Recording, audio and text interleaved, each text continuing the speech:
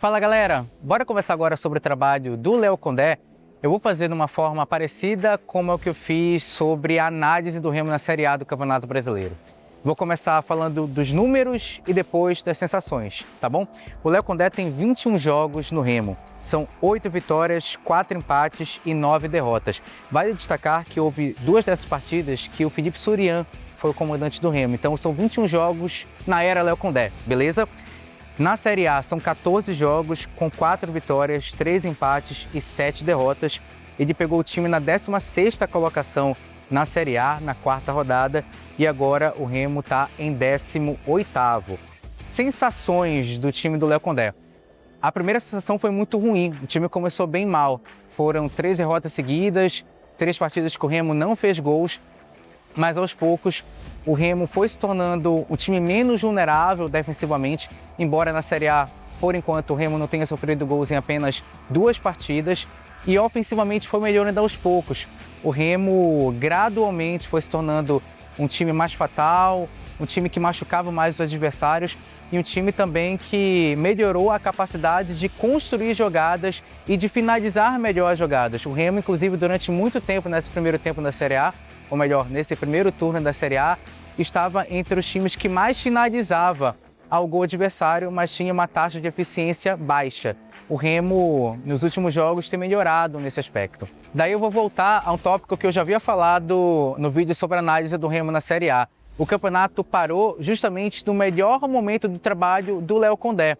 No momento em que o time defensivamente é menos vulnerável, embora continue sofrendo gols em praticamente todos os jogos, mas Marcelo Rangel tem feito menos milagres do que no início do campeonato, embora continue sendo um papel importante, continue sendo uma peça importante na equipe titular. E hoje o torcedor do Remo consegue escalar a defesa de cor, com o Rangel no gol, Marcelinho na lateral direita, Marlon Chamo da zaga e o Mike na lateral esquerda. Jogadores que cresceram de desempenho individual com ele. É o caso do Patrick, do Jajá, do próprio Aleph Manga, que chegou a ficar um tempo na reserva, mas terminou essa pausa como titular da equipe. Pikachu também estando mais no time titular do que na equipe reserva. O Remo que fez um mês de maio muito bom. O Remo somou 10 dos 15 pontos disponíveis na Série A do Campeonato Brasileiro durante esse período.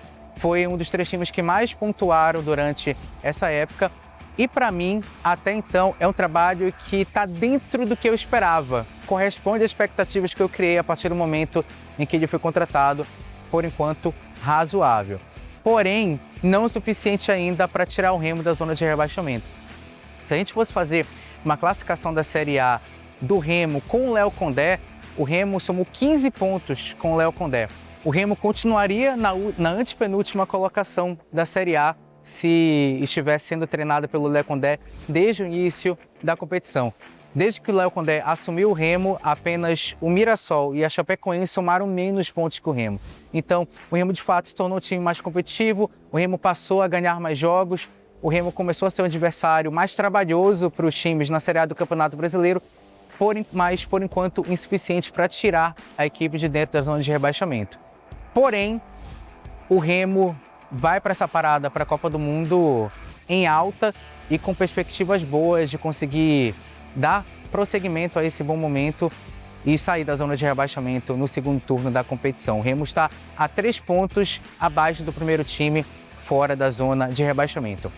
Porém, existem alguns detalhes que eu consigo entender o torcedor do Remo, que fazem com que o Léo Condé não tenha uma relação tão boa assim com a torcida azulina.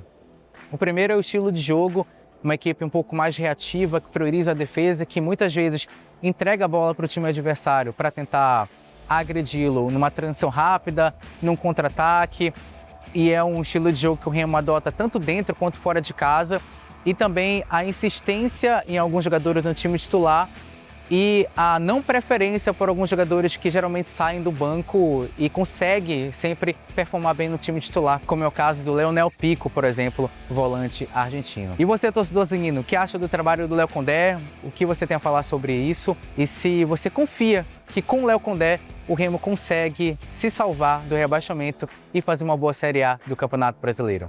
Deixa aí nos comentários.